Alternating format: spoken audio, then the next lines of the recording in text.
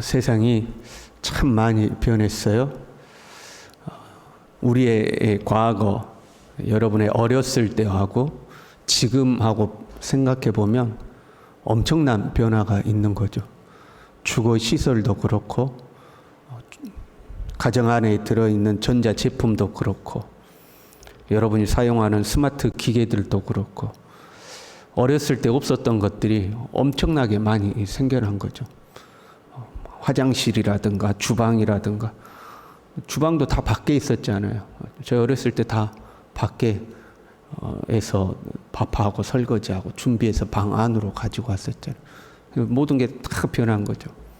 사실 우리의 시대가 이 급격한 변화를 경험하고 있는 겁니다. 가령 조선시대 사람들은 그 조선시대의 100년 전이나 100년 후나 큰 변화가 없는 거죠. 그런데 우리 시대에는 엄청난 변화가 이루어지고 있는 거죠. 이러한 변화가 우리의 삶의 편리함, 편안함, 안전함, 어떤 위생과 청결함, 이런 것들을 가져다 줍니다. 그러나 한편으로 소외되는 사람들도 많이 발생합니다. 변화를 뒤따르지 못하면 낙오하죠. 사실 똑같은 시대를 살아가고 있지만 우리도 변화에 뒤처지는 것들이 많습니다. 아이들과 우리 자신을 비교해 보면요, 아이들은 전자기기들, 스마트폰이라든가 이런 전자기기들을 아주 활용을 잘합니다. 그런데 우리는 고작 해봐야 전화하고 메시지 보내고 카톡하고, 그 외에 뭐 은행 일이라든가 이런 것 자잘한 거 하잖아요. 그러니까 똑같은 시대를 살아도 우리는 젊은이들이 누리는 것을 다 따라가지 못하고 있는 거죠. 뒤처지는 부분들이 있습니다. 뭐 그런 것들이야 우리가 웃어 넘길 수 있는 것들입니다. 그런데 변화는 경쟁을 낳고요, 이 경쟁에서 뒤처지면 이제 낙오자가 되는 겁니다. 그리고 경쟁에서 앞서가려면 빨리 선점해야 되는 거거든요. 지금까지는 사람들이 이거 좋아했는데 또 이걸 좋아하게 되면 그 변화에 빨리 앞서가서 그 자리를 선점을 해야 되는 거죠. 이 변화에서 또한 이기려면 차별성이 있어야 되고, 다른 사람하고 뭔가 새로운 것이 있어야 되는 거죠. 그래야지만 경쟁에서 이기게 되는 겁니다. 우리의 시대가 그렇게 변해가니까 우리는 뭔가 새로운 거, 남들보다 색다른 거, 차별할 수 있는 뭔가, 이런 것들을 이제 필요로 하게 되는 거죠. 말씀에 있어서도요, 새로운 것에 대한 유혹이 생깁니다. 교회도 차별성이 있어야 되지 않겠느냐 하는 거죠. 교회가 많으니까 많은 교회들 속에서 우리 교회는 뭔가 차별돼야 되지 않겠느냐, 한편으로는 맞는 말이기도 하죠. 시대에 맞는 변화가 필요합니다. 이럴 수는 없잖아요. 요즘 젊은 사람들에게 나 때는 말이야 마룻바닥에 무릎 꿇고 하나님 앞에 예배드렸어, 그러니까 너희들도 무릎 꿇고 예배드려, 그럴 수는 없는 거잖아요. 시대가 변화감에 따라 그 시대에 맞는 변화가 필요합니다. 그러나 다 변해도 진리는 변해서는 안 되는 겁니다. 진리는 묵은 것이 맞는 겁니다. 그렇잖아요. 진리는 변하면 안 되는 겁니다. 1절에요. 오직 너는 바른 교훈에 합당한 것을 말하여, 바른 교훈에 합당한 것을 말하여, 그러죠. 정통 교리에 부합되는 교훈을 말하라 하는 거죠. 시대에 따라서 사람들의 입맛에 따라서 진리의 말씀을 애곡시키면 안 된다 하는 거죠. 사람들이 듣기 좋은 말 하면서 하나님의 진리의 말씀을 요즘은 이러니까 하면서 진리를 바꾸면 안 된다 하는 거죠. 요즘도 사람들의 인기를 얻는 시대입니다. 그렇잖아요. 유튜브라는 것이 발달해 가면서 이제는 사람들이 좋아하는 목사님, 사람들이 좋아하는 설교, 뭐 이런 것들이 생겨나는 거죠. 그렇다 보니까 그 사람들의 평가에 귀를 기울이게 되고, 더 많은 사람들에게 더 좋은 평가를 받고 싶은 이제 마음이 생겨나는 거죠. 그러다 보면 사람들이 듣기 좋은 말을 하고 싶은 이제 유혹이 생기는 겁니다. 진리를 바꾸는 거죠. 사람들이 원하는 방향으로 바꾸려고 하는 거죠. 그러나 너는 오직 바른 교훈에 합당한 것을 말하라 하는 거죠. 그리고 그 바른 진리의 기초에서 어른들이 갖춰야 될 신앙 덕목을 이야기해요. 2절에요. 늙은 남자로는 절제하며 경건하며 신중하며 믿음과 사랑과 인내함에 온전하게 하고 절제, 경건, 신중, 믿음, 사랑, 인내가 나오죠. 그래서 절제라는 단어는 보통 우리가 절제하면 자제력이 있는 이렇게 생각하잖아요. 1장 8절에도 절제라는 단어가 나오는데 거기에 나온 단어는 자제력이 있다라는 의미예요. 근데 본문에 나오는 단어는 다른 단어예요. 본문의 절제라는 단어는 원래 술이 깨다, 정신을 차리다 그런 의미입니다.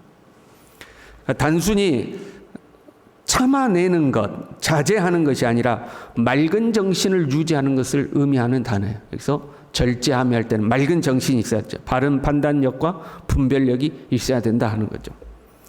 경건과 신중 모두 다 같은 맥락의 단어입니다. 여기서 경건은 신앙적인 경건뿐만 아니라 예의 범절이 있고 질서 정연함이 있는 것을 의미합니다.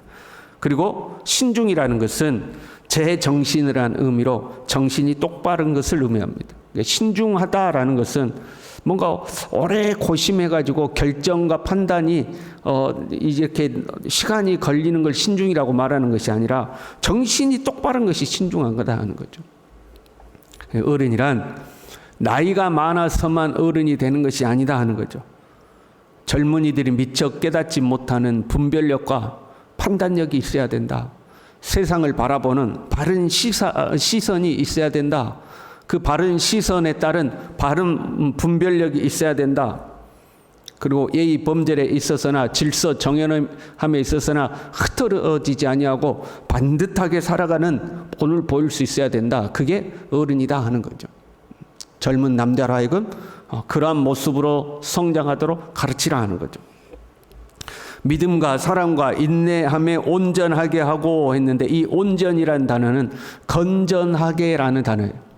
여러분 성경에도 간주가 딱 써졌어요. 온전해란 표시되어 있어 보면 건전하게 이렇게 되어 있죠. 건전한 믿음, 건전한 사랑, 건전한 인내를 가지라 그런 말이죠. 교리적으로 건전해야 된다, 올바라야 된다 하는 거죠. 세상의 흐름에 따라서 이상한 데 휩쓸려 가지 말고 하나님이 우리에게 주신 올바른 교리에 바르게 서 있어야 된다 하는 거죠. 남자답게 강건하여 흔들림 없이 서 있어야 되는 거죠.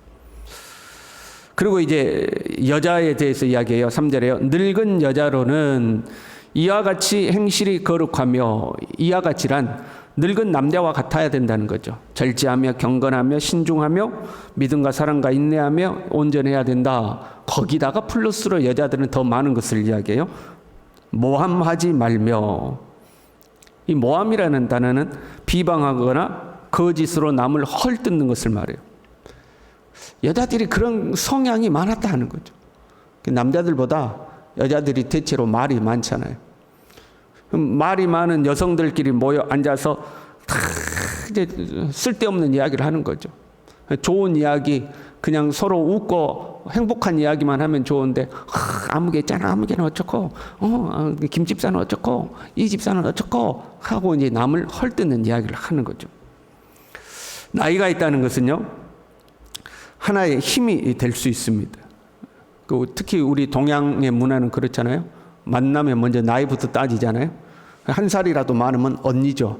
바로 언니 동생이 만들어집니다. 그 나이가 하나의 힘이 돼요. 나이에 따라서 직책이 높아지기도 하고요. 그렇게 나이에 의해서 자기의 자리가 주어지면 거기에서 자기 주장과 고집이 나오는 경우가 많이 있습니다. 언니 말대로 해, 시키는 대로 해, 이제 이게 되는 거죠. 자기 주장과 자기 고집이 나오면 어떤 판단의 기준이 자기가 되는 겁니다. 내 고집과 내 생각대로 판단하는 거죠. 이것은 이렇고 저것은 저렇고 그렇게 판단하다 보면 거기에서 비판이 나오고 남을 평가하게 됩니다. 우리가 살면서 남을 평가할 수도 있죠. 판단할 수도 있죠. 그런데 문제는 그 기준이 자기라는 겁니다. 내 생각이네요. 내 생각이 기준이 되는 거죠. 그리고 그 내 생각을 지지하는 사람은 함께 모여서 같이 남을 험담할 수 있는 사람이 되는 거고, 내 기준을 지지하지 않는 사람은 그 험담의 대상이 되는 거죠. 배척하고, 걔는 어디가 저 가지고 말이야, 걔는 어째 가지고 말이야 하고 이제 험담을 하게 되는 거죠. 그것이 나이든 여자로서 올바르지 않다 하는 거죠. 나이든 여자로서 본이 되지 않는 거죠. 그거 하지 말라는 거죠. 많은 술의 종이 되지 아니하며 이렇게 써요. 술을 많이 먹지 말라는 의미잖아요. 이게 무슨 의미냐면 그 과거 시대에는 여자들이 남자에게 좀 속박을 받아 살았잖아요. 그러다가 1세기에 이 유럽 지역에 자유의 물결이 일었어요. 자유의 물결이 이니까 여자들이 못하던 일들을 과거에는 못하던 일을 이제 자유롭게 할 수 있는 시대가 온 거예요. 그게 대표적인 게 술이었습니다. 술이 남자들의 전유물처럼 여겨지던 시대가 지나고 이제 여자들도 마음껏 술을 먹을 수 있는 시대가 된 거죠. 여러분, 우리도 그렇지 않습니까? 과거에는 술, 담배가 남자들이나 하는 것들이었어요. 특히 담배 같은 경우는 어디 여자가 담배 피하고 이제 그런 일이. 지금은 여자들이 대놓고 담배를 뻐끔뻐끔 핍니다. 젊은 여자들도 그냥 뭐 보든지 안 보든지 뻐끔뻐끔 피죠. 거기에 대놓고 왜 여자가 담배 피냐 그러면 그 뭐라고 그러죠? 남녀 차별이라고 부릅니다. 성차별이라고 그러죠. 마치 이제 그런 것처럼 그 시대에도 그런 게 있는 거. 참 우리 시대가 안타깝죠.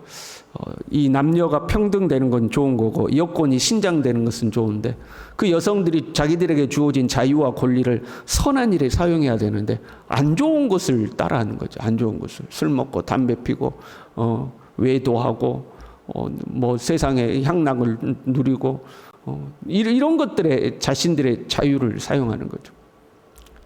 그런 시대를 따라가지 말라 하는 거죠.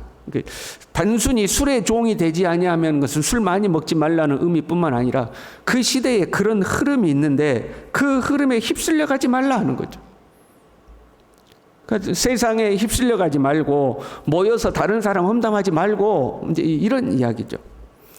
그들로 젊은 여자들을 교훈하되 그랬어요. 재밌죠? 보세요. 지금 디도에게 이야기하기를 늙은 남자를 이렇게 가르쳐라. 늙은 여자를 이렇게 가르쳐라. 그리고 6절에 보면 젊은 남자들을 이렇게 가르쳐라 이야기해요. 그런데 젊은 여자들은 누구보다 가르치라고 그래요? 늙은 여자가 젊은 여자를 가르치도록 하라 하는 거죠. 이게 이제 교회의 바람직한 모습인 거죠. 교회에서 목회자가 주로 이제 남자죠. 남자면 이 선배 권사님들이 이 권사는 아니더라도 신앙의 선배들이 여자 선배들이 젊은 후배들을 가르치라 하는 거죠. 이게 아름다운 전통이다 하는 거죠. 이게 공식적인 배움의 자리, 공식적으로 성경 공부를 한다거나 세미나를 한다거나 그런 거는 상관이 없지만 개인적인 가르침이 필요한 경우들이 있잖아요. 그런 것은 신앙의 선배들이 후배들을 가르치라 하는 거죠. 그게 보기에 좋은 거다 하는 거예요. 그러니까 새벽에 나오신 우리 선배님들이 후배님들을 잘 좀 가르치시길 바랍니다. 삥긋이 웃기만 하고 대답도 안 하고 가르치라는 거죠. 그런데 문제는 시대가 변해서 젊은 사람들이 안 배우려고 하는 거죠. 가르치면 기분 나빠하는 거죠. 나도 알 것 다 알고 뭐 나도 내가 어련히 다 알아서 하는데 당신이 뭔데 나를 가르치려고 하냐는 그 못된 시대가 되었어요. 그 젊은 사람들이 그렇게 가르치려고 그러면 꼰대짓 한다고 이야기를 하는데 이 꼰대라는 안 좋은 단어가 생겨가지고 당연히 선배가 후배를 가르치고 어른이 젊은이를 가르쳐야 되는데 가르치려고 그러면 꼰대같이 어쩌니 그 입을 꼬매버려야 됩니다. 무슨 꼰대는 무슨 꼰대. 자기들이 배우기가 싫은 거죠. 배우기가 싫어서 하는 말이죠. 젊은이로서 선배들의 가르침을 배울 자세가 돼야 되는데 그러다 보니까 선배들도 그런 이야기 듣기 싫죠. 내가 뭐 네 가르치면서 내가 너한테 싫은 소리 들으냐고 그냥 안 가르치려고 하는 거예요. 좋은 가르침의 맥이 끊어지는 거죠. 그렇잖아요. 여러분, 젊은 목회자 또는 남자 목회자가 젊은 여성의 어떤 개인적인 것들을 가르칠 수 없는 것들이 있는 거거든요. 그건 선배들이 가르쳐야 되는 거죠. 하나님 말씀을 가르치고 공식적인 것은 가르치지만 사적인 거, 은밀한 거, 어떤 개인적인 부분들은 선배들이 가르쳐야 되는 것들이 있어야 되거든요. 그런데 이제 안 배우려고 하는 거죠. 보니까 교회에서만 그러는 게 아니라 며느리가 시어머니한테도 안 배우려고 하는 거죠. 시어머니가 뭐라고 며느리가 싫어하는 거예요. 안 배우려고 하는 시대죠. 참 안 좋은 시대가 됐어요. 물론 가르치는 자의 입장에 있어서는요, 말로만 가르치면 안 되죠. 7절에요. 범사에 네 자신이 선한 일에 본을 보이며, 네가 먼저 본을 보여야 된다는 거예요. 너부터 잘하라는 거죠. 1장 9절에도 그런 말씀이 있었잖아요. 미쁜 말씀의 가르침을 그대로 지켜야 한다. 너부터 말씀을 잘 지키라는 거죠. 너부터 본을 보이고 너부터 잘하고 그리고 나서 가르치라는 거죠. 나는 못하는데 남한테 잘하라고 가르치면 속으로 아이고 너나 잘하세요 이제 이러는 거 아니에요? 그런데 내가 잘해서 존경받을 만한 사람이 되면 나의 가르침을 받아들이게 되는 거죠. 본인부터 잘하도록 해야 되는 거죠. 우리는 본을 보이고 가르쳐야 하는 거죠. 세월이 지날수록 우리가 하나님과 사람 앞에서 성숙한 신앙인이 될 수 있기를 바랍니다. 그래서 다른 사람들로부터 존경받을 수 있는 사람, 내가 남을 가르칠 때에 나의 가르침을 인정하고 존중해 줄 수 있는 그런 사람으로 우리가 성장해 가야 되겠죠. 그리고 나만 주님을 섬길 것이 아니라 우리의 뒤를 따르는 후배들을 사랑과 정성으로 잘 가르치는 그런 믿음의 사람 우리 모두 될 수 있기를 바랍니다. 기도하겠습니다. 하나님 아버지, 늙은 남자를 가르치고 늘 나이 든 여자를 가르치라고 하나님 우리에게 권면하고 계십니다. 세월이 지날수록 뭐 내가 이 정도면 됐다 스스로 만족하지 않도록 도와주시고, 내가 나이가 들수록 더 거룩하고 더 경건해지고 더 온전해지도록 우리 자신을 하나님 앞에 잘 다듬어 갈 수 있도록 우리를 붙들어 주시고, 우리의 뒤를 따르는 믿음의 후배들을 우리가 잘 가르치고 지도할 수 있는 본이 되는 하나님의 사람 될 수 있도록 우리 모두를 붙들어 주시옵소서. 예수님의 이름으로 기도 올리옵나이다. 아멘.